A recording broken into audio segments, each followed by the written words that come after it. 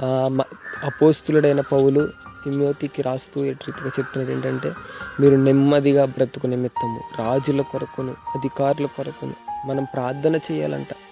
అయితే మనం ప్రార్థన ఎవరి కోసం చేసుకుంటున్నాం ఈరోజు మనం ఆలోచించండి ఒకసారి. మన ప్రార్థన మన అవసరాల కోసమే, లేకపోతే మనం ఏ అయితే కనుక మనకి ఒక చీటు ఉంటుంది, ఆ చీటుని చదివేస్తాం, అదే మనం ప్రార్థన అనుకుంటాం.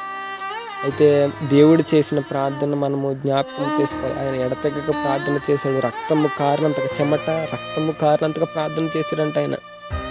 ఆయన ఎడతెగక ప్రార్థన చేశాడు. ఆయన కొండ మీదకి వెళ్ళి ప్రార్థన చేశాడు. మనం ఒకసారి ఆలోచించగలుగుతున్నామా? ఉపవాసం ఉండగలుగుతున్నామా? నోరు కట్టుకోగలుగుతున్నామా? ఆలోచించండి. మన చూపులు చెడిపోతున్నాయి, తలంపులు చెడిపోతున్నాయి. ఎందుకు మనం ప్రార్థనలు ఎక్కువ ఉండలేకపోతున్నాం?